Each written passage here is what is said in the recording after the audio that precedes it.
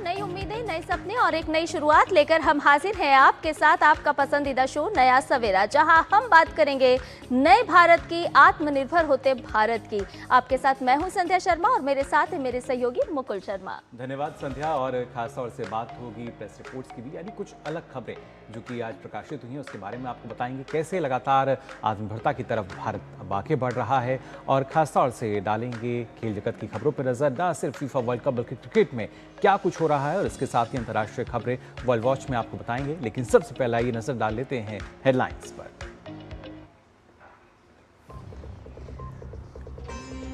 देश को मिलेगी आज पहली हाइड्रोजन ट्रेन। हरियाणा में जिंद सोनीपत के बीच चलने वाली ट्रेन को प्रधानमंत्री नरेंद्र मोदी दिखाएंगे हरी झंडी। अन्य विकास परियोजनाओं की भी होगी शुरुआत।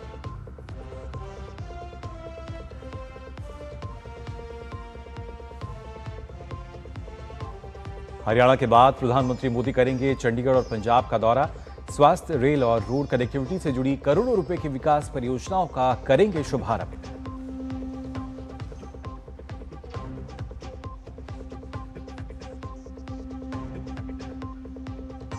मॉनसून सत्र से पहले बैठकों का दौर तेज। राजनाथ सिंह के नेतृत्व में आज एनडीए की बैठक में बनेगी रणनीति। कांग्रेस समेत विपक्षी दलों ने भी शुरू की चर्चा।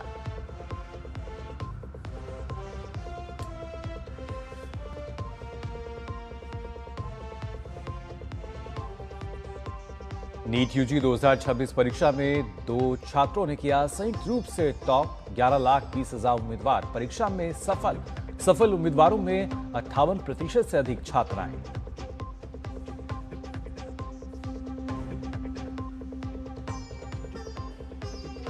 ईरान पर लगातार छठी रात अमेरिका का हमला। हॉर्मुज के पास कई पुलों पर निशाना, 7 लोगों की मौत।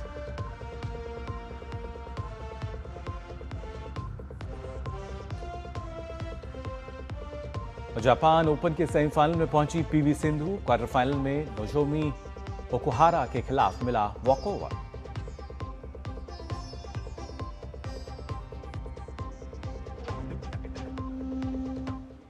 और आपको बता दें कि भारतीय रेलवे आज से देश की पहली हाइड्रोजन फ्यूल सेल ट्रेन शुरू करने जा रही है। प्रधानमंत्री नरेंद्र मोदी हरियाणा के जिंद रेलवे स्टेशन से हाइड्रोजन से चलने वाली इस ट्रेन को हरी झंडी दिखाएंगे। इसके साथ ही हमारा देश उन देशों की सूची में शामिल हो जाएगा जहां हाइड्रोजन फ्यूल सेल ट्रेनों का संचालन किया जा रहा है। ये ट्रेन ना तो बिजली से चलेगी ना डीजल से।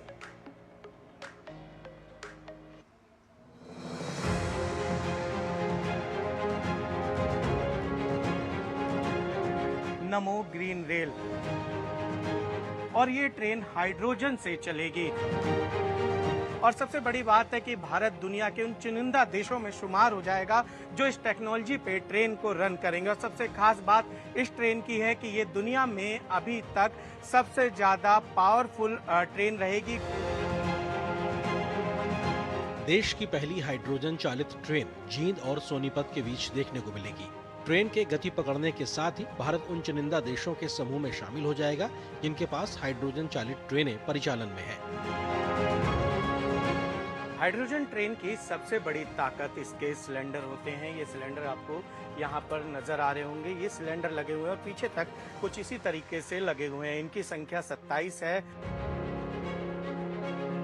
हाइड्रोजन को बिजली में बदलकर चलने वाली ट्रेन शून्य कार्बन उत्सर्जन की होगी।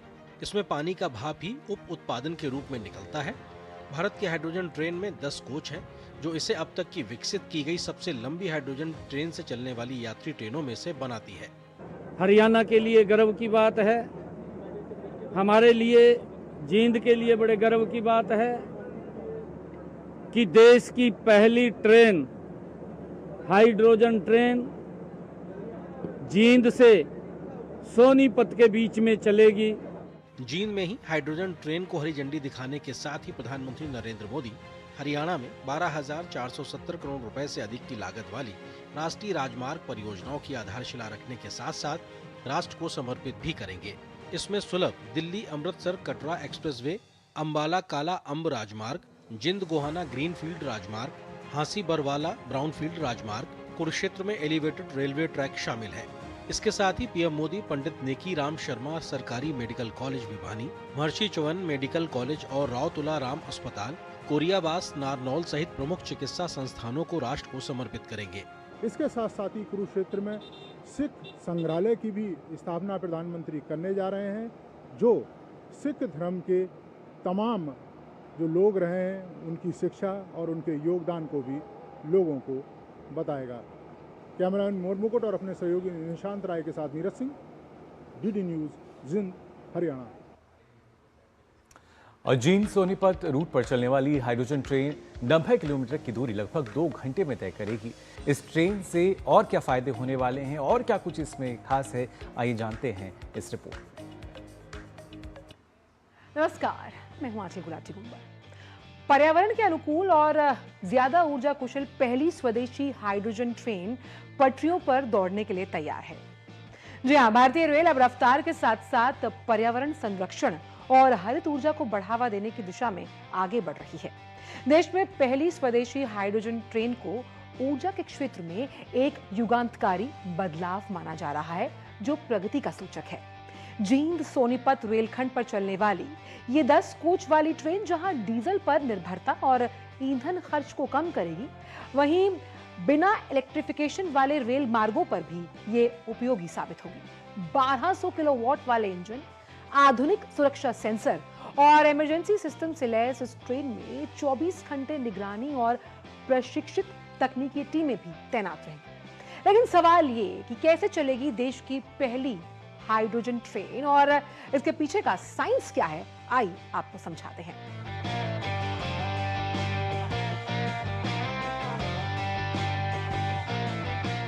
हाइड्रोजन ईंधन सेल तकनीक यानी हाइड्रोजन का उपयोग कर जो केमिकल की प्रक्रिया है, यानी कि रासायनिक प्रक्रिया के माध्यम से बिजली उत्पन्न करना, जिसमें केवल भाप ही उत्सर्जित होती है। और इस तरह से ये पारंपरिक जो जीवाश्म ईंधन है उस पर आधारित जो अलग अलग रेल प्रणालियां हैं उसका एक स्वच्छ विकल्प है। अब होता यह है कि टैंक में stored hydrogen gas fuel cell तक पहुंचती है, जहां ऑक्सीजन के साथ एक केमिकल रिएक्शन होता है जिसकी वजह से बिजली पैदा होती है। अब आप सोच रहे होंगे कि फ्यूल सेल आखिर है क्या। आपको बताएं कि फ्यूल सेल ऊर्जा उत्पन्न करने का एक नया तरीका है। यह एक प्रकार की बैटरी है। यह हाइड्रोजन और ऑक्सीजन को मिलाकर बिजली बनाती है और इससे केवल भाप निकलता है, धुआं या प्रदूषण नहीं होता। इसके साथ साथ ये बिजली को इलेक्ट्रिक मोटर से चलाती है, जिससे ट्रेन आगे बढ़ती है। हाइड्रोजन ट्रेन में हाइड्रोजन गैस ही ईंधन का काम करती है और ये गैस फ्यूल सेल बिजली बनाती है और बिजली मोटर को चलाकर ट्रेन को गति देती है। इसीलिए इसे स्वच्छ, ग्रीन और वातावरण के अनुकूल ट्रेन माना जाता है। ईंधन भरने के लिए हाइड्रोजन की जो संपीड़न प्रणाली है उसके साथ साथ आवश्यक तकनीकी सहायता और महत्वपूर्ण पुर्जे यहां उपलब्ध करवाए गए हैं, ताकि विश्वसनीय और त्रुटि रहित संचालन की व्यवस्था को सुनिश्चित किया जा सके। और इसका हम कह सकते हैं रिजल्ट ये कि शांत और प्रदूषण मुक्त संचालन सुनिश्चित हो पाता है। इसके अलावा जो अतिरिक्त ऊर्जा होती है वो बैटरी में ही स्टोर हो जाती है फ्यूचर पर्पस के लिए। किसी भी आपातकालीन स्थिति के लिए अलग से एक कंप्रेसर यूनिट की व्यवस्था भी की जा रही है। हाइड्रोजन उत्पादन, उसका भंडारण और वितरण केंद्र में स्थापित हाइड्रोजन रिसाव और आग का पता लगाने वाले विभिन्न सुरक्षा सेंसर्स की नियमित रूप से जांच और सफाई की जाएगी, ताकि धूल जमा ना हो और सुरक्षित संचालन पॉसिबल हो पाए। हाइड्रोजन तकनीक नेट जीरो कार्बन लक्ष्य को हासिल करने में मददगार साबित होगी। इसके साथ ही हाइड्रोजन फॉर हेरिटेज योजना को बढ़ावा देने में भी ये तकनीक मददगार है। इस योजना के तहत ऐसे मार्गों पर स्वच्छ ऊर्जा आधारित ट्रेन संचालन की संभावना बढ़ जाएगी जहां इलेक्ट्रिफिकेशन बहुत चुनौतीपूर्ण है। और इस तकनीक के उपयोग से देश में ग्रीन हाइड्रोजन की मांग जहां बढ़ेगी, वहीं उत्पादन संयंत्रों और स्थानीय रिफिलिंग स्टेशनों में भारी निवेश आएगा। हाइड्रोजन आधारित रेल प्रणालियों को अगर हम देखें तो सतत परिवहन के लिए एक आशाजनक समाधान के रूप में वैश्विक स्तर पर मान्यता मिल रही है। इस पहल के साथ भारत, जर्मनी, जापान, चीन और संयुक्त राज्य अमेरिका जैसे चुनिंदा देशों के समूह में शामिल हो गया, जो स्वच्छ रेल परिवहन के लिए हाइड्रोजन के उपयोग की संभावनाओं का पता लगा रहे हैं। ये तकनीक अभी अपने प्रारंभिक चरण में है, इसलिए वर्तमान में केवल कुछ ही देश ऐसी प्रणालियों का संचालन या परीक्षण कर रहे हैं। ये हाइड्रोजन ट्रेन आत्मनिर्भर भारत और ग्रीन हाइड्रोजन मिशन को बढ़ावा देगी, साथ ही स्वदेशी तकनीक से विकास के बढ़ते नए आर्थिक अवसरों का मार्ग भी प्रशस्त करेगी। तो जाना आपने किस तरीके से हाइड्रोजन ट्रेन जो है उसकी तमाम विशेषताएं, और इसी पर और जानकारी के लिए आइए सीधा रुख कर लेते हैं। हमारे संवाददाता जुड़ चुके हैं जींद से निशांत राय और साथ ही नीरज सिंह हमारे साथ जुड़ चुके हैं। सबसे पहले निशांत, आपसे जानना चाहूँगा, अगर देखा जाए भारतीय रेलवे के नाम कई कीर्तिमान हैं, कई उपलब्धियां हैं, लेकिन उसी में एक नई उपलब्धि हम कह सकते हैं जो कि जुड़ने जा रही है हाइड्रोजन ट्रेन के रूप में। देखिए, बिल्कुल ब्रॉड गेज पे चलने वाली पहली इतनी बड़ी कॉमर्शियल ट्रेन भारत के पास है दुनिया में, जो कि कुछ ही देर बाद प्रधानमंत्री नरेंद्र मोदी हरी झंडी देकर जिसको रवाना करेंगे। ये कहा जा सकता है कि भारत की ताकत आज दुनिया देखेगी। भारतीय रेलवे परिवहन का जो भविष्य की दिशा है वो आज तय की जा रही है, और ये हाइड्रोजन ट्रेन आने वाले समय में स्वच्छ ईंधन का एक कह सकते हैं कि एक बड़ा उदाहरण बनेगा दुनिया के सामने। तमाम देशों ने, अगर बात करें चीन की, जर्मनी की, संयुक्त राज्य अमेरिका की, वहाँ पर हाइड्रोजन ट्रेन चलाने की शुरुआत हुई, लेकिन इतनी लंबी ट्रेन और ब्रॉड गेज पे चलने वाली ट्रेन और कॉमर्शियल ट्रेन भारत के पास कहा जा सकता है कि केवल है, और भारत अब इसको सुचारू रूप से जिंद से सोनीपत चलाएगा। लगभग 12 स्टेशन टोटल होंगे जहां से होकर ये ट्रेन गुजरेगी, और एक तरीके से यात्रियों को सहूलियत मिलेगी। और सबसे बड़ी बात है कि पर्यावरण को बचाने के लिए एक बड़ी उम्मीद इस ट्रेन के माध्यम से नजर आ रही है, और ये एक शुरुआत है। इसके बाद खासकर हालांकि भारतीय रेलवे का 99% के आसपास इलेक्ट्रिफिकेशन हो चुका है, लेकिन जहां पर अभी तक बिजली के तार नहीं पहुंचे हैं, जहां पर कोयले से ट्रेन चलाई जा रही है, वहां पर यह हाइड्रोजन ट्रेन खासकर पहाड़ी क्षेत्रों में बहुत ही मददगार साबित होगी, पर्यावरण के लिए भी और वहां के स्थानीय लोगों की यात्रा करने के लिए भी। चलिए, हरित ऊर्जा के क्षेत्र में आज भारत एक स्वर्णिम अध्याय लिखने वाला है और प्रधानमंत्री नरेंद्र मोदी इसकी शुरुआत करेंगे। साथ ही साथ नीरज सिंह भी हमारे साथ जुड़े हुए हैं। नीरज, आपसे समझना चाहेंगे कि प्रधानमंत्री का जो ये दौरा है वो सांस्कृतिक विरासत के लिहाज से देखें, स्वास्थ्य क्षेत्र के लिहाज से देखें, या फिर इंफ्रास्ट्रक्चर और कनेक्टिविटी के लिहाज से देखें, कितना महत्वपूर्ण है?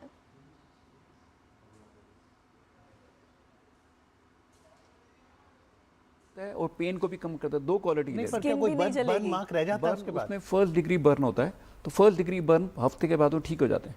अच्छा, तो कोई दिक्कत नहीं तो होती। उसके लिए भी आप कोई साथ में नीरज, आवाज मिल पा रही है आपको हमारी? देखिए, बिल्कुल आवाज़ मिल रही है, और मैं आपको बता दूं कि 14,700 करोड़ की ये परियोजनाएं हैं जिनका आज शुरुआत प्रधानमंत्री करने जा रहे हैं, और ये हरियाणा के लिए एक तरीके से मील का पत्थर साबित होंगी उनके विकास के लिए। आप देखें कि बड़ी संख्या में जो लोग हैं दिल्ली से वैष्णो देवी जाते हैं, तो प्रधानमंत्री एक ग्रीन फील्ड जो कॉरिडोर है उसकी शुरुआत करने जा रहे हैं। और आप देखें कि दिल्ली से और कटरा के बीच की जो दूरी है, जो पहले 8 घंटे, 9 घंटे, 10 घंटे करीब लगती थी, वो मात्र 6 घंटे के आसपास रह जाएगी। इसके साथ साथ ही आप देखें कि अम्बाला और जो जिंद और कालका, इनके बीच में जो सड़क है वो उतनी दुरुस्त नहीं थी, जिसकी वजह से बड़ी संख्या में जो ट्रैफिक है वो रहता था, लेकिन उसकी शुरुआत होने जा रही है। नारनौल और भिवानी में 2 जो मेडिकल कॉलेज हैं उनकी शुरुआत प्रधानमंत्री करेंगे, तो MBBS की जो सीटें हैं वो भी बढ़ेंगी, और इसके साथ साथ ही आप देखें कि जो लोग हैं उनको बेहतर चिकित्सा सुविधा है वो उपलब्ध हो पाएगी। सिखों की सांस्कृतिक विरासत और सिखों का जो योगदान है वो देश के अंदर किस तरीके से योगदान रहा है उसको आने वाली पीढ़ियां समझ पाएं, उसके लिए एक सिख संग्रहालय कुरुक्षेत्र में बनाया जा रहा है, और उसकी शुरुआत भी प्रधानमंत्री करेंगे। तो आप देख सकते हैं कि प्रधानमंत्री का ये दौरा न केवल सांस्कृतिक जो संबंध हैं उनको एक ऊंचाई देगा, बल्कि हरियाणा के विकास में भी मील का पत्थर साबित होगा। और सिर्फ हरियाणा की बात नहीं करें, आप देखें कि जब आप वैष्णो देवी की यात्रा पर जाते हैं तो हरियाणा से होते हुए पंजाब, और हिमाचल होते हुए आप जब वैष्णो देवी पहुंचते हैं तो उसमें तमाम परेशानियां भी होती थी और कई तरह की दिक्कतें आती थी रोड कनेक्टिविटी की वजह से, लेकिन अब वो तमाम दिक्कतें दूर होने जा रही हैं लोगों को, और उससे टूरिज्म भी बढ़ेगा और हमारा जो धार्मिक टूरिज्म है उसमें भी एक तरीके से बूस्ट आएगा। तो आज का दौरा प्रधानमंत्री का काफ़ी महत्वपूर्ण है, न केवल हरियाणा के लिए बल्कि हिमाचल प्रदेश और पंजाब उसको भी देखें। जी बिल्कुल, तो जाहिर तौर पर ना सिर्फ जो कनेक्टिविटी है वो बेहतर होती नजर आएगी, बल्कि इसके चलते किस तरीके से जो विकास है बल्कि उसको गति मिलती हुई हम देख पा रहे हैं। फिलहाल बहुत बहुत शुक्रिया आपका नीरज हमारे साथ जुड़ने के लिए, और साथ ही निशांत भी, इतनी महत्वपूर्ण जानकारी आप दोनों ने हमारे साथ साझा की। तो जाना आपने आज का दिन वाकई महत्वपूर्ण, अलग अलग जो योजनाएं हैं ना सिर्फ उनका शुभारंभ बल्कि आम जनता को संध्या अगर देखा जाए कई सारी जो सौगातें हैं वो मिलने जा रही हैं। निश्चित तौर पर ये सौगातें आज प्रधानमंत्री नरेंद्र मोदी के हाथों मिलेगी, और कनेक्टिविटी के लिहाज से जिस तरह से हमारे सहयोगी संवाददाता भी बता रहे थे, इंफ्रास्ट्रक्चर के लिहाज से और सांस्कृतिक विरासत को सहेजने के लिहाज से बहुत ही महत्वपूर्ण रहने वाला है प्रधानमंत्री नरेंद्र मोदी का ये दौरा। फिलहाल नया सवेरा में रुक रहे एक छोटे से ब्रेक के लिए जल्द हाजिर होंगे।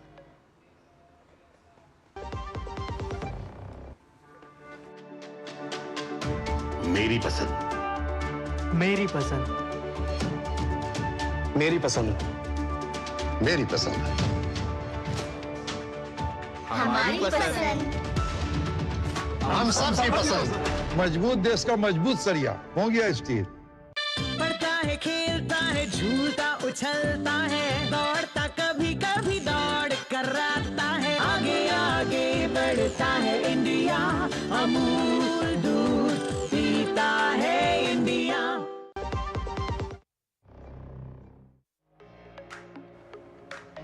ब्रेक के बाद आप सभी का एक बार फिर स्वागत। आप देख रहे हैं डीडी न्यूज़ पर नया सवेरा, और आइए खबरों में आगे बढ़ते हैं। आपको बता दें, हरियाणा के बाद प्रधानमंत्री नरेंद्र मोदी आज चंडीगढ़ में 4,700 करोड़ रुपए से अधिक की विकास परियोजनाओं की शुरुआत करेंगे। ये सभी प्रोजेक्ट स्वास्थ्य, शिक्षा और रोड इंफ्रास्ट्रक्चर से जुड़े हुए हैं। फिलहाल हमारी मौजूदगी पीजीआई चंडीगढ़ में mother and child care centre के बाहर है, और सामने बेहद खूबसूरत और अत्याधुनिक ये बिल्डिंग आप देख रहे हैं, जिसका उद्घाटन प्रधानमंत्री नरेंद्र मोदी करने जा रहे हैं। इस पूरी बिल्डिंग की बात करें तो करीब 505 करोड़ की लागत से ये पूरी बिल्डिंग बनाई गई है। एडवांस न्यूरो साइंसेज सेंटर के जरिए न्यूरोलॉजी, न्यूरोसर्जरी, न्यूरोक्रिटिकल केयर की सुविधाएं एक ही जगह मिल सकेंगी। वहीं प्रधानमंत्री आयुष्मान भारत स्वास्थ्य अवसंरचना मिशन के अंतर्गत 150 बिस्तरों वाले अत्याधुनिक क्रिटिकल केयर ब्लॉक की भी आधारशिला रखी जाएगी। न्यूरोलॉजी डिपार्टमेंट एवं न्यूरोसर्जरी डिपार्टमेंट का उद्घाटन 1967 में हुआ था। Till 2026 neurology has had 25 beds and neurosurgery has also had 25 beds. So हमारा combined neurology neurosurgery ward was only 50 beds. Now with the inauguration of the Advanced Neuroscience Center, we are going to have a giant leap from 50 to 400 beds. Mohali जिले के IT city से कुराली तक बनने वाले 6 लेन के greenfield राजमार्ग का उद्घाटन भी प्रधानमंत्री करेंगे। वहीं 6 लेन वाले जीरकपुर ग्रीनफील्ड बाईपास और अंबाला चंडीगढ़ ग्रीनफील्ड के PR 7 मार्ग की भी वे आधारशिला रखेंगे। चंडीगढ़ में शुरू हो रही विकास परियोजनाओं से शैक्षणिक बुनियादी ढांचे को मजबूती मिलेगी, साथ ही यात्रियों के लिए सुगम, तेज और सुरक्षित यात्रा सुनिश्चित होगी। चंडीगढ़ से आकांक्षा के साथ ब्यूरो रिपोर्ट, डीडी न्यूज़। तो हरियाणा के बाद प्रधानमंत्री नरेंद्र मोदी आज पंजाब के जालंधर में रहने वाले हैं। यहां वो अमृत भारत स्टेशन योजना के तहत जालंधर कैंट सहित 75 पुनर्विकसित रेलवे स्टेशनों का उद्घाटन करेंगे। इसके अलावा अमृतसर वाराणसी के बीच चलने वाली ट्रेन को हरी झंडी भी दिखाएंगे, और साथ ही पंजाब में रोड कनेक्टिविटी को मजबूती देने के लिए 3000 करोड़ रुपए से अधिक के प्रोजेक्ट की भी शुरुआत करेंगे।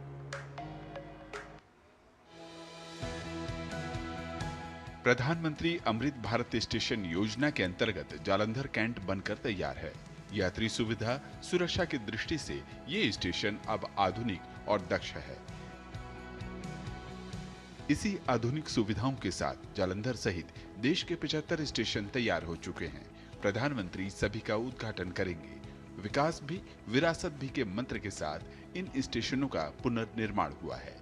स्टेशन के वास्तुकला में स्थानीय स्थापत्य और संस्कृति को भरपूर स्थान दिया गया है।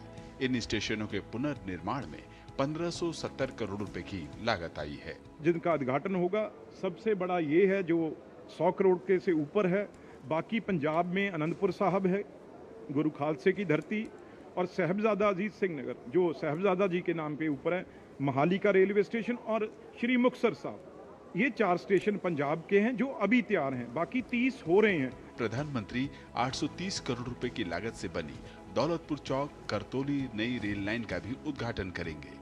इससे पंजाब और हिमाचल प्रदेश के बीच रेल संपर्क काफी मजबूत होगा।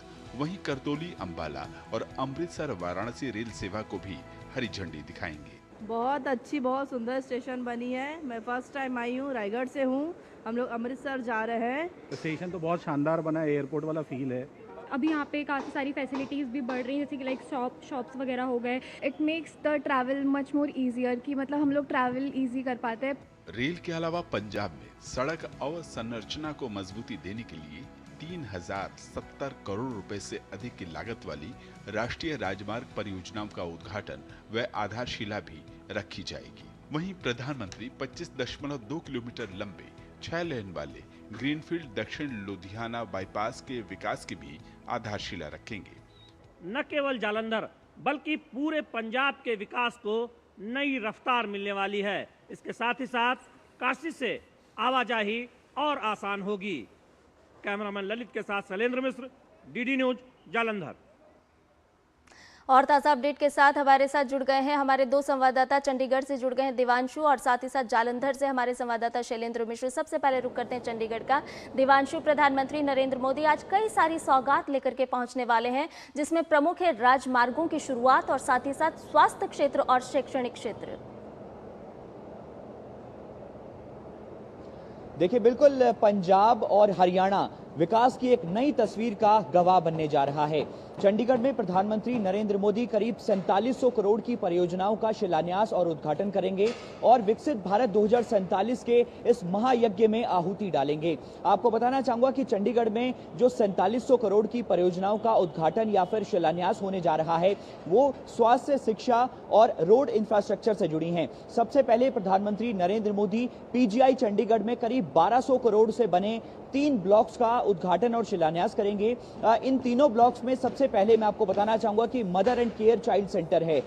माताओं और नवजात शिशुओं को एक छत के नीचे बेहतर स्वास्थ्य सेवाएं दी जाएं, इसका ये प्रयास किया जा रहा है। और 300 बेडेड ये mother and child care centre जो है वो बनकर तैयार है। इसके अलावा न्यूरो साइंसेज सेंटर बनाया गया है और क्रिटिकल केयर सेंटर, ये 3 ब्लॉक्स जो हैं वो जो है पीजीआई चंडीगढ़ में जो है वो बनाए गए हैं। इसके अलावा अगर हम एजुकेशन से जुड़ी बात करें तो पंजाब इंजीनियरिंग कॉलेज में जो है 2 अलग अलग हॉस्टल, जिसमें शोधकर्ताओं के लिए एक अलग हॉस्टल और बॉयज हॉस्टल, ये 2 हॉस्टल्स का प्रधानमंत्री नरेंद्र मोदी उद्घाटन करेंगे। तीसरा महत्वपूर्ण रोड इंफ्रास्ट्रक्चर है, जिसमें अलग अलग हाईवेज का उद्घाटन और शिलान्यास प्रधानमंत्री नरेंद्र मोदी करने जा रहे हैं चंडीगढ़ में। जी बिल्कुल दिवांशु, और इसके साथ साथ शैलेंद्र, आपसे भी जानना चाहेंगे, जिस तरीके से जो आपकी रिपोर्ट थी उसमें भी हमने देखा, लोगों का मानना ये है कि अब जो रेलवे स्टेशन हैं वो बिल्कुल एयरपोर्ट जैसे लग रहे हैं। और ये जब हम बात करते हैं एक महत्वपूर्ण योजना की, जिसके चलते हम देखेंगे और ऐसे करीब 75 स्टेशन जिनका कायाकल्प होता हुआ नजर आ रहा है। ना सिर्फ स्टेशन बल्कि रोड कनेक्टिविटी भी हम कह सकते हैं दुरुस्त हो रही है। मुकुल, रेल मंत्रालय की योजना है अमृत स्टेशन की, और उसके तहत हम देख रहे हैं कि देश भर में स्टेशनों का कायाकल्प हो रहा है। जालंधर स्टेशन बनकर तैयार हुआ है और प्रधानमंत्री नरेंद्र मोदी जब आज आएंगे तब न केवल जालंधर बल्कि आप पंजाब में 4 ऐसे स्टेशनों का लोकार्पण करेंगे और देश भर में ऐसे 75 रेलवे स्टेशन हैं जो आधुनिक सुख सुविधाओं से लैस है, उनका उद्घाटन किया जाना है।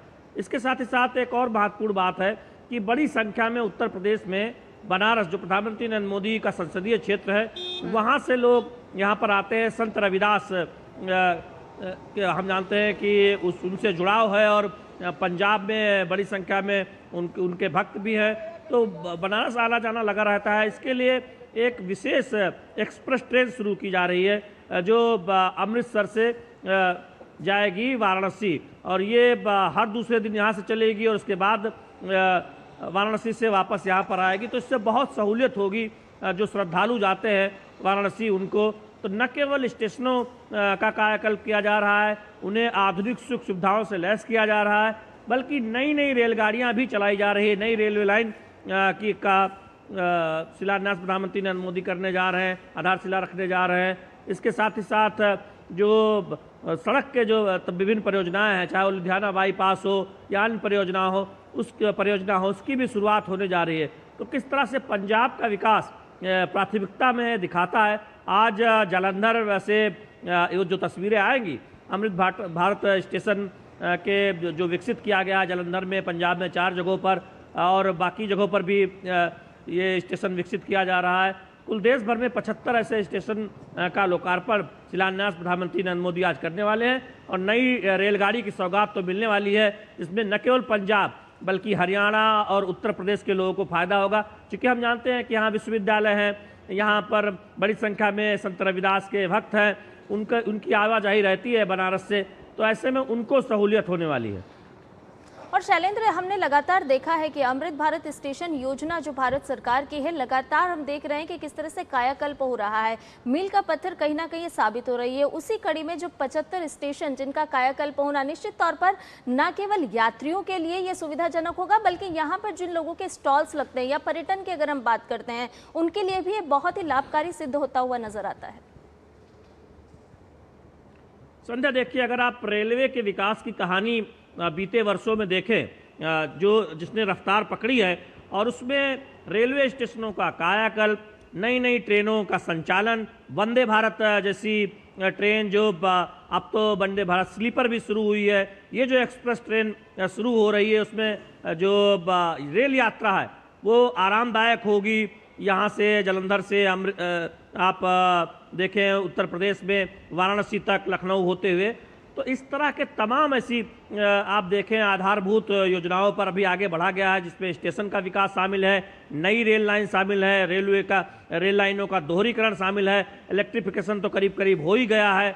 और आप जानते हैं जींद में हाइड्रोजन ट्रेन, दुनिया के 4 चुनिंदा देशों में भारत शामिल हो गया है। इलेक्ट्रिफिकेशन तो हो ही गया है, डीजल और इलेक्ट्रिक हम इंजन देखते ही थे, और जो यहाँ पर जो हाइड्रोजन जो ट्रेन शुरू हो रही है वो काफी शक्तिशाली है, यानी अधिक कोचों के साथ शुरू हो रही है। तो किस तरह से विकसित भारत के विजन के साथ रेलवे का कायाकल्प हो रहा है, जिसमें रेलवे के विद्युतीकरण की बात है, जिसमें हाइड्रोजन ट्रेन की बात है, जिसमें वंदे भारत जैसी आधुनिक ट्रेन की बात है, जिसमें रेलवे स्टेशनों के कायाकल्प की बात है, जिसमें नए नए प्रयोगों की बात है, सिग्नल सिस्टम में या फिर सिक्योरिटी सुरक्षा में जिस तरह से नए प्रयोग किया जा रहे हैं, यानी उसे चुस्त दुरुस्त बनाया जा रहा है।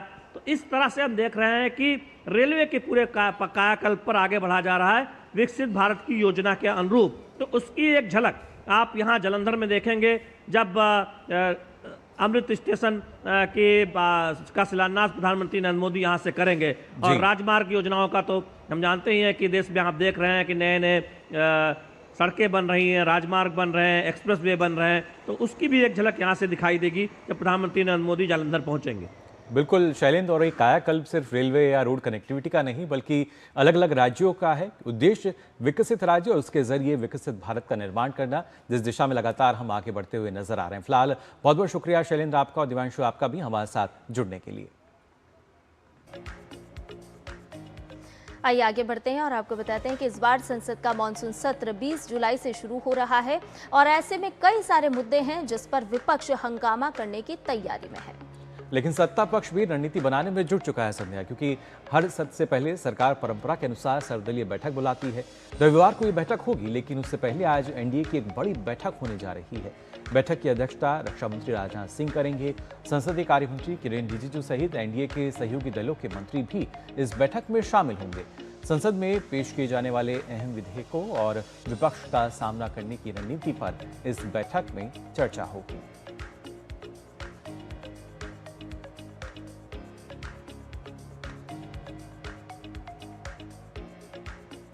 तो बात हुई मानसून सत्र को लेकर, और खासतौर से आपको बता दें नीट यूजी 2026 की भी अगर बात की जाए तो इसका रिजल्ट आ चुका है। इस बार बड़ी संख्या में उम्मीदवारों ने सफलता हासिल की है। परीक्षा में आपको बता दें 11.21 लाख से अधिक उम्मीदवारों ने क्वालिफाई किया है और इन सफल उम्मीदवारों में लड़कियों का प्रदर्शन बेहतर रहा है। वहीं सबसे ज्यादा 715 अंक हासिल किए गए हैं। 720 में से 715 अंक पाने वाले 2 उम्मीदवार टॉप पर रहे। पंजाब के आर्यन गुप्ता और हरियाणा के पंचुल बंसल ने शीर्ष प्रदर्शन किया है और पहला स्थान हासिल किया। क्वालिफाई करने वाले उम्मीदवारों में 58% से ज्यादा महिलाएं शामिल हैं, जबकि 55.1% पुरुष उम्मीदवार सफल हुए हैं। राज्यों की बात की जाए तो उत्तर प्रदेश से सबसे अधिक उम्मीदवार सफल हुए। टॉपर लिस्ट के मुताबिक 700 से ज्यादा अंक हासिल करने वाले 19 उम्मीदवार सफल रहे हैं। वहीं 690 से अधिक अंक पाने वाली 138 उम्मीदवार इसमें शामिल हैं और खासतौर से 650 उससे ज़्यादा अंक हासिल करने वाले अभ्यर्थियों की संख्या करीब 1492 रही है। इसके अलावा 600 से अधिक स्कोर करने वाले 10,160 उम्मीदवार और 500 से अधिक अंक हासिल करने वाले करीब 90,780 उम्मीदवार सफल हुए हैं। नीट यूजी के इन आंकड़ों से साफ है कि मेडिकल प्रवेश परीक्षा में हाई स्कोर करने वाले उम्मीदवारों की संख्या काफ़ी अधिक रही है और शीर्ष रैंक के लिए प्रतिस्पर्धा कड़ी रही।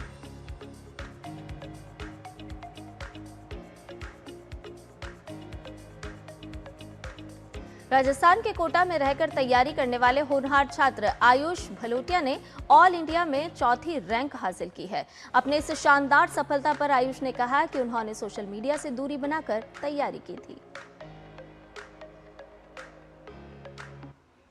मेरे मार्क्स 710 आए हैं और all India rank 4th। Self study 5 से 7 घंटे की और क्लासेस थी 6 घंटे की और इंस्टाग्राम वगैरह नहीं यूज़ करता था, बट यूट्यूब यूज़ करता था। तो देखा हमने किस तरीके से लगातार जो प्रतिक्रियाएं हैं वो यहाँ पर आ रही हैं, वो सफल अभ्यर्थी जिन्होंने 700 से अधिक जो अंक हासिल किए हैं। और आइए अब खबरों में हम यहाँ आगे बढ़ते हैं, बात कर लेते हैं किस तरीके से आरजेडी की अगर बात की जाए संध्या, एक बड़ा झटका यहाँ आरजेडी को लगा है। बिल्कुल उलटफेर यहाँ पर नजर आ रहा है। हालांकि झटका देते हुए पार्टी के दिग्गज नेता और प्रवक्ता मृत्युंजय तिवारी ने सभी पदों से इस्तीफा देने का ऐलान कर दिया है। उन्होंने आरोप लगाया कि पार्टी में लंबे समय तक निष्ठा और समर्पण के साथ काम करने के बावजूद उन्हें सम्मान नहीं मिला, जिसके कारण उन्होंने ये फैसला लिया। मृत्युंजय तिवारी ने कहा कि उन्होंने प्रदेश कार्यालय में प्रदेश अध्यक्ष और अन्य वरिष्ठ नेताओं की मौजूदगी में स्पष्ट कर दिया है कि अब उनके जैसे समर्पित और निष्ठावान कार्यकर्ता के लिए पार्टी में कोई सम्मान नहीं बचा है। कुछ लोगों ने लगातार पिछले 7-8 महीनों से अपमानित करने का प्रयास किया। हमने पार्टी के कई सीनियर नेताओं से इस बात की शिकायतें की। सब लोग ने आश्वासन दिया कि हम बात करेंगे। हमने तेजस्वी जी को कहा कि देखिए इस तरह से नहीं चल सकता है। तेजस्वी जी भी कोई संज्ञान नहीं लिए। तो हमारे जैसे निष्ठावान समर्पित कार्यकर्ता के लिए अब आरजेडी पार्टी के पद से त्याग पत्र देने के अलावा दूसरा कोई विकल्प नहीं बचा था। तो बिहार में आरजेडी को झटका और बंगाल की अगर बात की जाए तो टीएमसी को भी लगातार झटके लग रहे हैं। दरअसल यहाँ पर राज्यसभा सांसद कोयल मलिक ने राज्यसभा से इस्तीफा दे दिया है। कोयल इस साल अप्रैल में राज्यसभा के लिए चुनी गई थी। कोयल मलिक तृणमूल कांग्रेस की चौथी राज्यसभा सांसद हैं जिन्होंने इस्तीफा दिया है। और इससे पहले 3 राज्यसभा सांसद सुखेंदु शेखर रॉय, सुष्मिता देव और प्रकाश शेख बराइक ने इस्तीफा दिया था। बाद में वो भाजपा में शामिल हो गए। कोयल मलिक ने अपना इस्तीफा सौंपने के तुरंत बाद नई दिल्ली में केंद्रीय मंत्री और बीजेपी नेता भूपेंद्र यादव से मुलाकात की।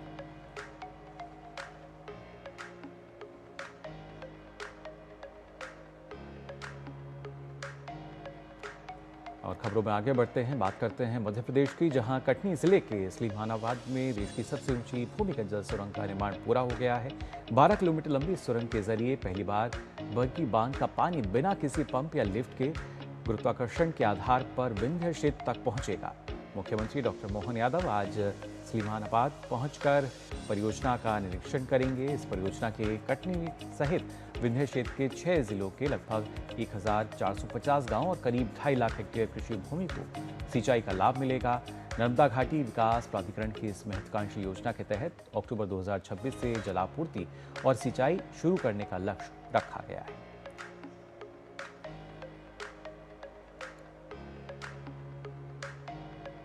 और नया सवेरा में फिलहाल वक्त एक छोटे से ब्रेक का, जल्द हाजिर होंगे।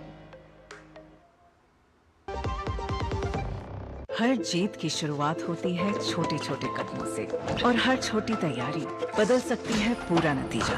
क्योंकि मैदान हो या जिंदगी, छोटी से छोटी तैयारी ही देती है प्रोटेक्शन, और प्रोटेक्शन ही देता है भरोसा। जैसे LIC की बीमा लक्ष्मी, एक खास प्लान सिर्फ महिलाओं के लिए, जहां छोटी बचत दे बड़ी सुरक्षा, ताकि जिंदगी के हर मैदान में आप रहे हर पल के लिए रेडी। LIC बीमा लक्ष्मी, रखे हर पल के लिए रेडी। जब धरती चीर कर निकलता है लोहे का पत्थर और मिलता है मोंगिया के जोश से, फिर तपता है, पिघलता है और बनता है फौलाद। अब होता है सरिया सारी खूबियों के साथ। मोंगिया स्टील, मजबूत देश का मजबूत सरिया।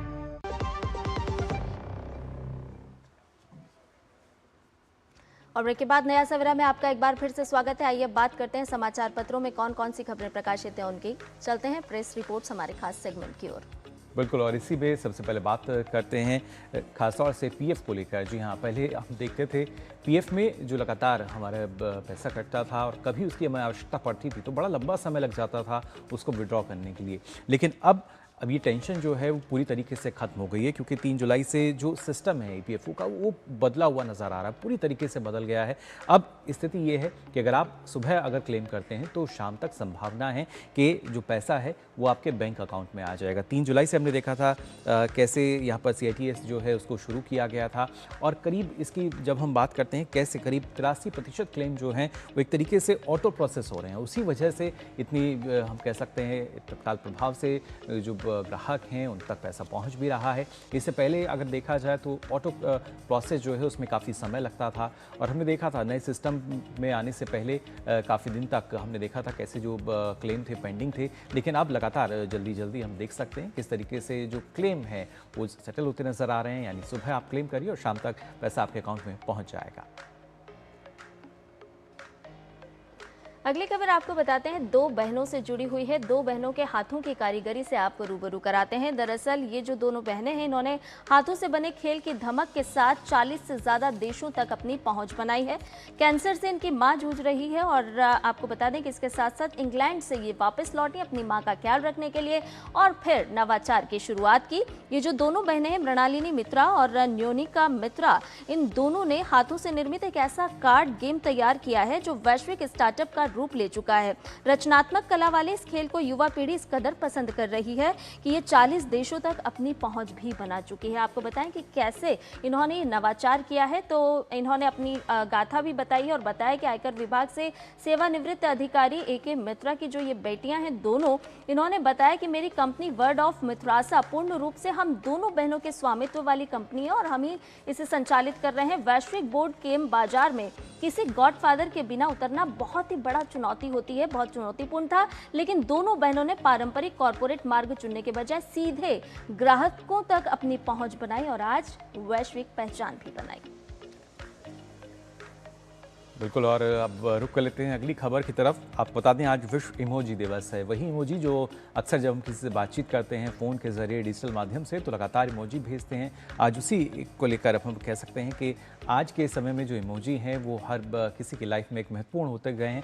लेकिन यहाँ पर आपको कई सारे जो इमोजी हैं जो नज़र भी आ रहे होंगे जिनका इस्तेमाल लगातार हम करते हैं, इनका अगर संदर्भ देखा जाए तो वो अब बदल चुका है, क्योंकि ख़ासतौर से आज के समय में जो युवा हैं वो हम देखते हैं किस तरीके से लगातार इनका इस्तेमाल कर रहे हैं। लेकिन बदलाव की बड़ी वजह ये है कि जो युवा हैं अपनी भावनाओं को इनके ज़रिए ना सिर्फ बता रहे हैं बल्कि अब इनका जो रूप है बदला नज़र आता है, इसके जो मायने हैं वो बदल चुके हैं। आप सोचते होंगे कि शायद हमने इस तरह का इमोजी भेजा है तो उसका ये मतलब होना चाहिए, लेकिन अब ऐसा नहीं है। यहाँ भी एक अपडेशन जो है लगातार हमें देखने को मिल रहा है। तो ये कुछ खबरें जो कि आज प्रकाशित हुई हैं अलग अलग समाचार पत्रों में। आइए आगे बढ़ते हैं और दुनिया भर की कुछ खास खबरें आपको दिखाते हैं। अमेरिका ने ईरान के अलग अलग इलाकों पर लगातार छठी रात हवाई हमले किए। अमेरिका ने ईरान के दक्षिणी प्रांत हॉर्मुज़गान में कई पुलों को निशाना बनाया। इस हमले में 7 लोगों की मौत हो गई है। हमला बंदर खमीर शहर में हुआ जो ईरान के तट पर हॉर्मुज़ स्ट्रीट के पास स्थित है। ईरानी मीडिया के अनुसार अमेरिका ने तेहरान और सेमनान प्रांत के आसपास भी हमले किए हैं। सेमनान ईरान के मिसाइल निर्माण और अंतरिक्ष कार्यक्रम के लिए जाना जाता है। रात में हुए हमले में इस बार निशाने पर सिर्फ सैन्य ठिकाने नहीं रहे, बल्कि दक्षिणी ईरान के एयरपोर्ट, रेलवे स्टेशन, पुल और कम्युनिकेशन से जुड़े ढांचे पर भी हमले की खबरें सामने आईं। अमेरिकी राष्ट्रपति डोनाल्ड ट्रंप ने हाल के दिनों में ईरान पर दबाव बढ़ाने की धमकी दी है। अमेरिका चाहता है कि ईरान हॉर्मुज़ स्ट्रेट पर अपनी पकड़ कमजोर करे। अमेरिका ने ईरानी बंदरगाहों पर फिर से नौसैनिक नाकाबंदी लगा दी है, ताकि ईरान के कच्चे तेल के निर्यात को रोका जा सके। इसके असर से इस महीने की शुरुआत में इस रास्ते से जाने वाले मालवाहक जहाज़ों की संख्या लगभग 25% कम हो गई है। अमेरिकी सेना के सेंट्रल कमांड ने बताया है कि उसने नाकाबंदी तोड़ने की कोशिश कर रहे 3 व्यापारिक जहाज़ों का रास्ता बदला। एक जहाज को आदेश न मानने पर रोक दिया गया और दूसरे जहाज पर चढ़कर जांच की गई, ताकि नियमों का पालन सुनिश्चित किया जा सके। वहीं अमेरिका में ट्रंप प्रशासन ने वामपंथी चरमपंथी आतंकवादियों को देश में प्रवेश करने से रोकने के लिए एक नई वीजा प्रतिबंध नीति लागू कर दी है। इस फैसले की जानकारी देते हुए अमेरिकी विदेश मंत्री मार्को रूबियो ने साफ तौर पर चेतावनी दी है। उन्होंने कहा कि जो भी विदेशी नागरिक ऐसे आतंकवादियों को किसी भी प्रकार की आर्थिक या वित्तीय सहायता प्रदान करते हैं, वे सीधे तौर पर अमेरिकी सभ्यता के विरोधी हैं। मार्को रूबियो ने स्पष्ट किया कि ऐसे तत्वों का अमेरिका में प्रवेश पूरी तरह से वर्जित रहेगा और उन्हें देश में आने की अनुमति कतई नहीं दी जाएगी।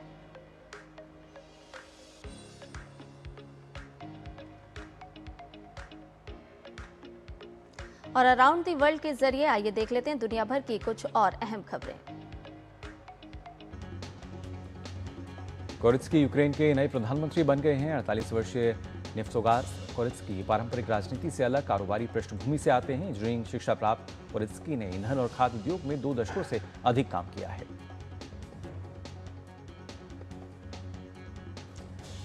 अमेरिका ने ब्राजील से आयात होने वाली कई वस्तुओं पर 25% शुल्क लगाने की घोषणा की, जिससे ब्राजीलिया की ओर से तीखी प्रतिक्रिया हुई और दोनों देशों के बीच व्यापार तनाव के फिर से बढ़ने को लेकर व्यवसायों में चिंताएं बढ़ गई हैं।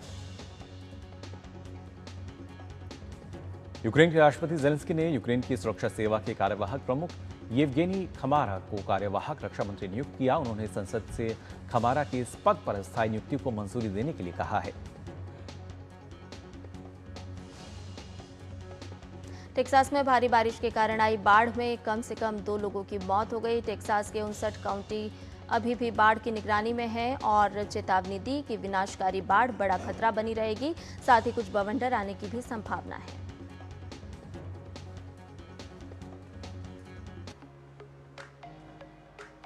और आइए अब नए सवरा में बात कर लेते हैं मनी मंथ की, जहां आपको बताएंगे रिटायरमेंट की सही तैयारी आप कैसे करें। यानी उसके लिए अगर आप प्लानिंग कर रहे हैं तो क्या कुछ आपको करना चाहिए। समय रहते निवेश की आप शुरुआत करें, ये एक महत्वपूर्ण चरण इसको मान सकते हैं। नियमित बचत और निवेश की आदत भी अपनाएं, इसके चलते रिटायरमेंट के लिए आप अच्छे से अपनी योजना बना सकें। SIP के जरिए लंबी अवधि तक निवेश भी करें। साथ ही साथ रिटायरमेंट के लिए अलग फंड आप तैयार करें, ताकि जब रिटायरमेंट की अवस्था में आप पहुंचे तो आपके पास एक अच्छा खासा फंड हो। NPS जैसे रिटायरमेंट प्लान का इस्तेमाल आप कर सकते हैं। अटल पेंशन योजना जैसी सरकारी योजनाओं का लाभ भी आप ले सकते हैं, लेकिन इसके लिए आपको पहले से प्लानिंग करनी होगी और इक्विटी और डेब्ट में संतुलित निवेश रखना होगा। समय समय पर निवेश की समीक्षा भी आप करते रहें, ताकि जब आप रिटायर हों तो आपके पास एक सुनिश्चित, एक व्यवस्थित धनराशि हो। तो जाना आपने रिटायरमेंट का सही प्लान आखिर क्या रह सकता है। और अब आइए अंतरिक्ष और तकनीक से जुड़ी कुछ खबरों पर नजर डालते हैं टेक टॉक में। भारत का निजी अंतरिक्ष क्षेत्र एक नए मुकाम की ओर बढ़ रहा है। निजी कंपनी स्काई रूट एरोस्पेस अपने ऑर्बिटल रॉकेट विक्रम 1 की पहली टेस्ट फ्लाइट के लिए तैयार है। स्काई रूट एरोस्पेस ने घोषणा की है कि वो 18 जुलाई को श्रीहरिकोटा स्थित सतीश धवन स्पेस सेंटर के पहले लॉन्च पैड से अपने विक्रम 1 ऑर्बिटल रॉकेट की पहली टेस्ट फ्लाइट का प्रयास करेगी। ये लॉन्च कई मायनों में काफ़ी महत्वपूर्ण है और इसके साथ साथ ऐतिहासिक भी होगा, क्योंकि पहली बार किसी निजी भारतीय कंपनी द्वारा पूरी तरह डिज़ाइन और विकसित किया गया ऑर्बिटल श्रेणी का रॉकेट भारतीय धरती से उड़ान भरने का प्रयास करेगा। मिशन का नाम आगमन रखा गया है। करीब 7 मंजिला ऊंचाई वाले इस रॉकेट में 3D प्रिंटेड इंजन और सॉलिड बूस्टर जैसी आधुनिक तकनीकों का इस्तेमाल किया गया है। इस मिशन के जरिए कई टेक्नोलॉजी डेमोन्स्ट्रेशन पेलोड को अंतरिक्ष में भेजा जाएगा। इस मिशन में ग्राहा स्पेस कॉस्मोसर्व समेत कई कंपनियां शामिल हैं। साथ ही कॉस्मिक ब्लूम मिशन के तहत एक माइक्रो आर्ट पीस भी अंतरिक्ष में भेजा जाएगा। विक्रम 1 2022 में सफलतापूर्वक लॉन्च किए गए विक्रम एस के बाद स्काई रूट का अगला बड़ा कदम है। ये रॉकेट करीब 350 किलोग्राम तक के उपग्रहों को पृथ्वी की निचली कक्षा में पहुंचाने में सक्षम होगा। मिशन आगमन का लक्ष्य करीब 450 किलोमीटर ऊंचाई वाली कक्षा और 60 डिग्री झुकाव वाली ऑर्बिट तक पहुंचना है।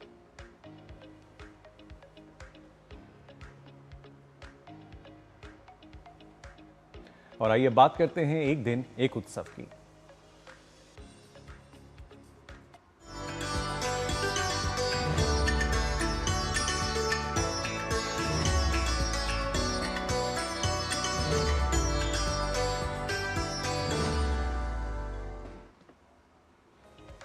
तो केरल में मलयालम पंचांग के कर्किडम मास का आरंभ इसी भावना के साथ होता है। त्रिशूर के ऐतिहासिक श्री वडक्कुनाथन मंदिर में आयोजित होने वाला आनयट्टू केवल हाथियों को भोजन कराने का अनुष्ठान नहीं होता, बल्कि भगवान गणेश की आराधना और प्रकृति के प्रति भारतीय संवेदना का अद्भुत उत्सव होता है।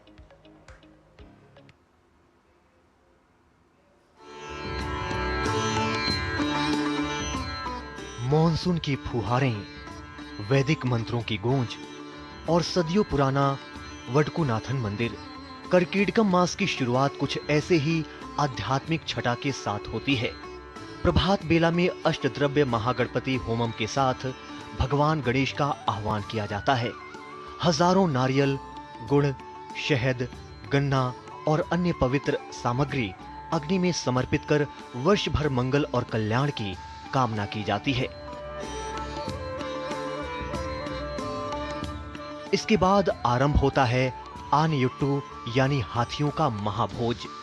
बिना किसी राजसी आभूषण के अपने स्वाभाविक स्वरूप में खड़े दर्जनों गजराज और सबसे पहले एक हाथी के शावक को अपने हाथों से भोजन कराते मुख्य पुजारी। यही इस अनुष्ठान का सबसे भावपूर्ण क्षण होता है। आयुर्वेद के सिद्धांतों के अनुसार तैयार किए गए विशेष आहार में चावल, गुड़, घी, नारियल और औषधीय जड़ी बूटियां मिलाई जाती हैं। इसके साथ गन्ना, तरबूज, अनानास और केले भी परोसे जाते हैं ताकि वर्षा ऋतु में हाथियों के स्वास्थ्य और प्रतिरोधक क्षमता को बल मिल सके।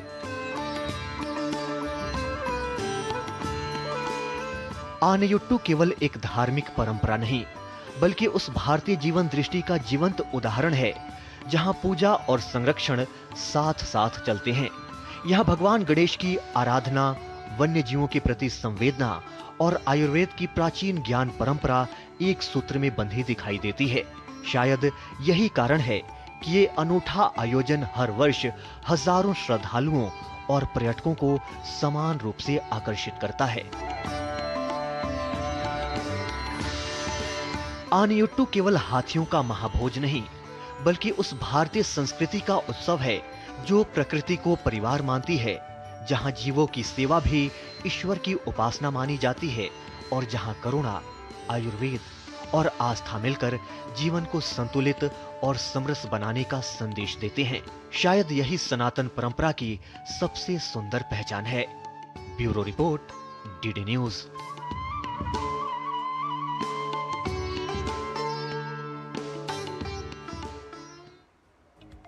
और आइए नया सवेरा में बात करते हैं खेल जगत की खबरों की। सबसे पहले बात कर लेते हैं फीफा वर्ल्ड कप की।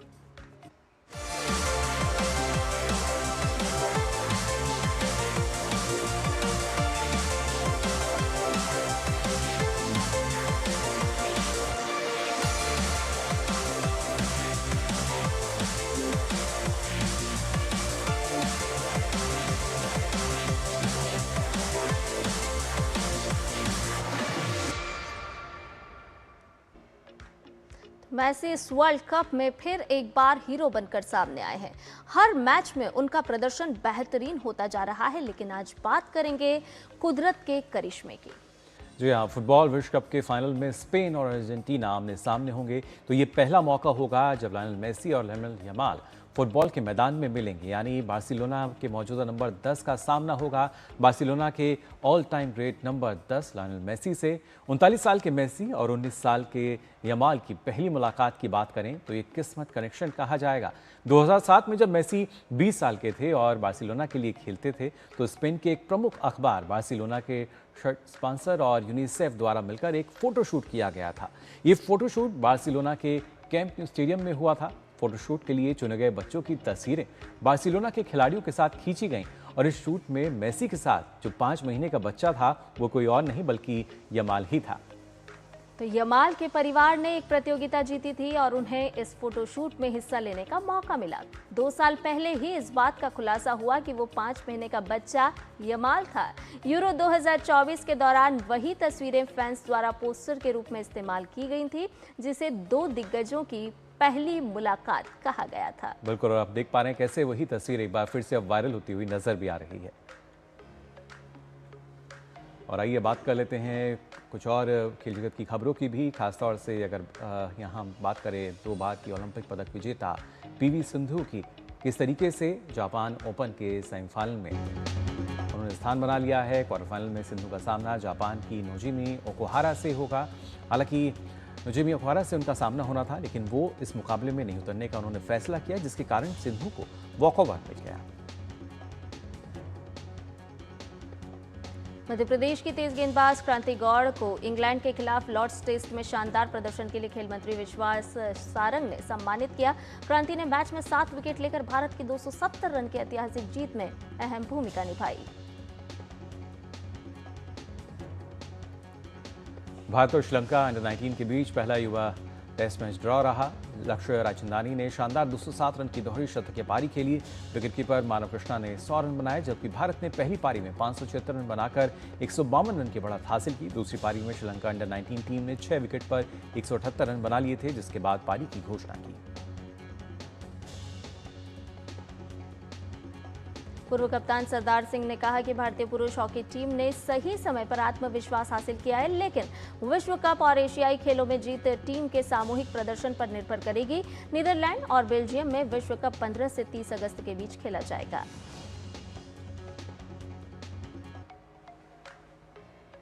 और आज शुक्रवार का दिन है, देखते हैं फ्राइडे स्पेशल में क्या है खास।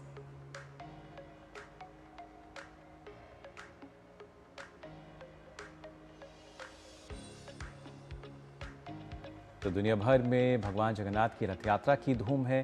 ऐसे में सिनेमाघरों में भी भगवान जगन्नाथ की महिमा कहती एनिमेशन फिल्म रिलीज हुई है। साथ ही बॉक्स ऑफिस पर 100 करोड़ कमाने के बाद ओटीटी पर आ रही माँ इति बघरम्मा, देखिए क्या है इस बार इस बॉक्स ऑफिस में खास इस रिपोर्ट में।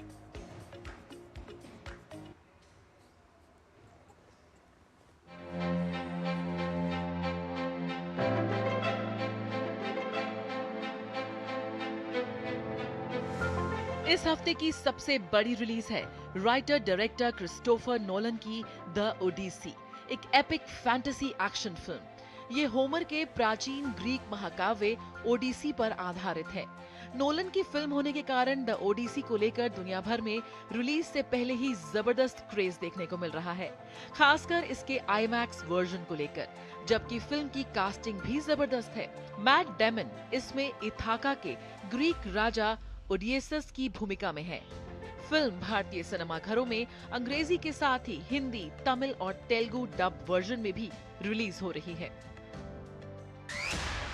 जय जगन्नाथ एनिमेटेड सीरीज की जबरदस्त सफलता पर आधारित फिल्म महाप्रभु जगन्नाथ सिनेमाघरों में रिलीज हुई है।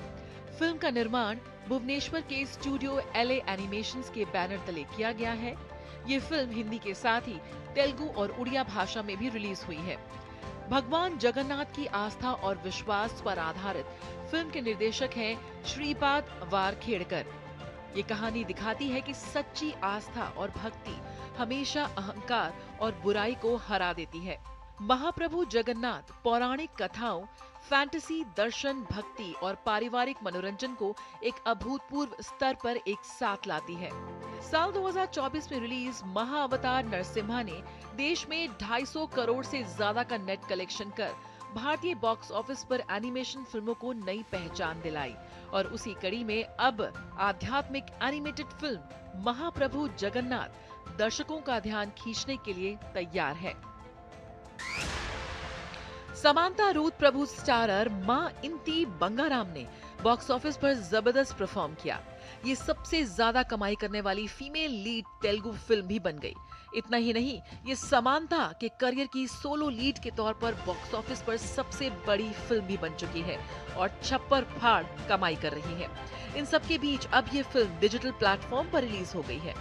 मां इंती बंगाराम में समांता स्वर्ण के किरदार में है, जो अपने अतीत को छिपाते हुए एक शांत फैमिली लाइफ जीने की कोशिश कर रही है, लेकिन शायद एक प्रोफेशनल शूटर के लिए ये नामुमकिन सा लग रहा है।